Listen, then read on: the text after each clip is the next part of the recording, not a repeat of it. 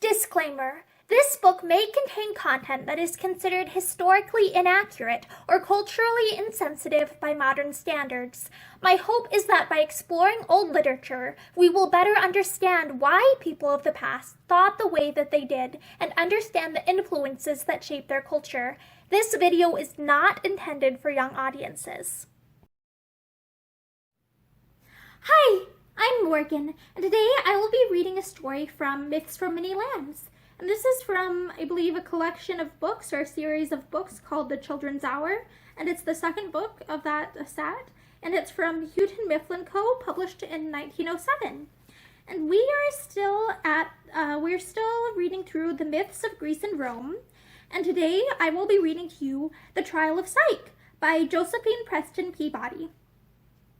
Over mountains and valleys, Psyche journeyed alone until she came to the city where her two envious sisters lived with the princes whom they had married. She stayed with them only long enough to tell the story of her unbelief and its penalty. Then she set out again to search for love. As she wandered one day, travel-worn but not hopeless, she saw a lofty palace on a hill nearby, and she turned her steps thither. The place seemed deserted.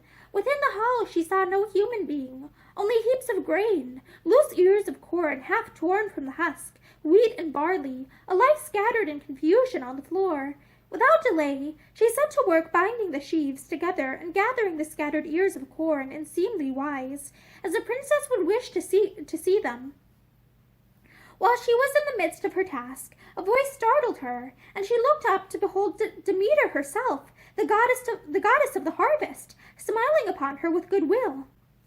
"Dear Psyche," said Demeter, "you are worthy of happiness, and you may find it yet. But since you have displeased Venus, go to her and ask her a favor.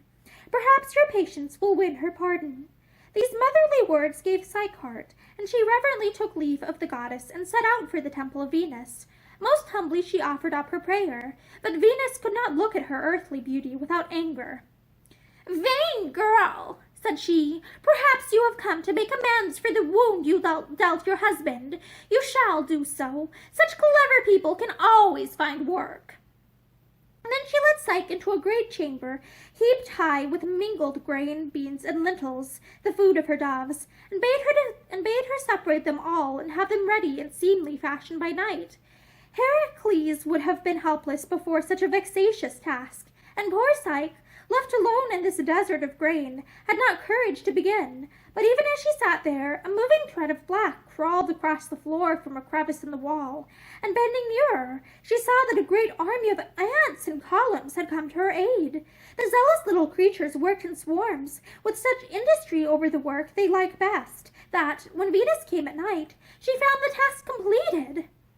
"Deceitful girl!" she cried, shaking the roses out of her hair with impatience. "This is my son's work, not yours, but he will soon forget you. Eat this black bread if you are hungry, and refresh your dull mind with sleep. Tomorrow you will need more wit."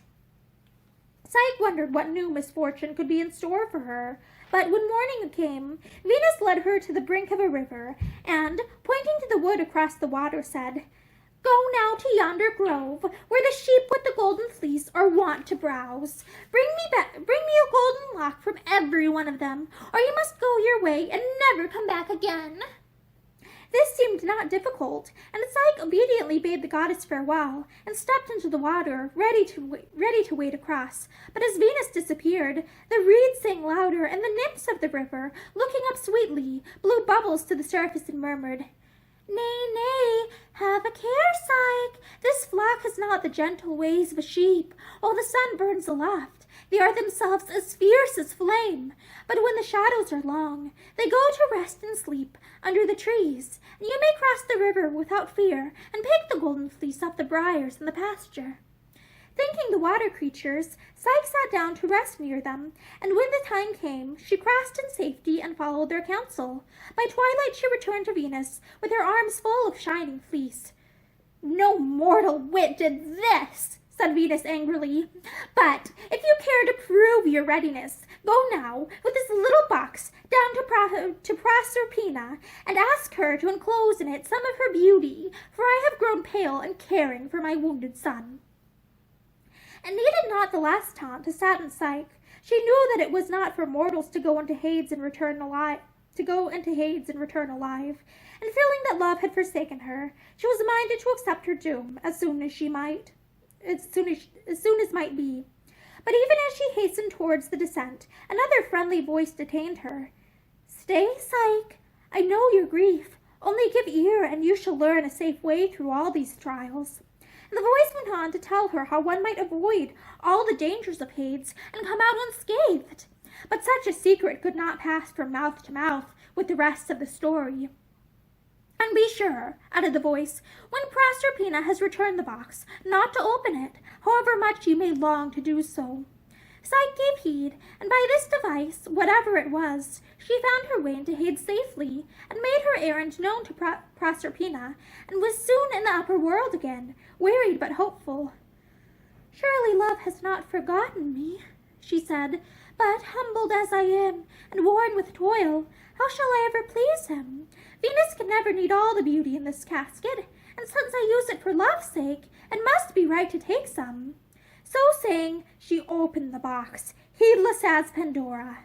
The spells and potions of Hades are not for mortal maids, and no sooner had she inhaled the strange aroma than she fell down like one dead, quite overcome. But it happened that Love himself was recovered from his wound, and he had secretly flew from his chamber to seek out and rescue Psyche.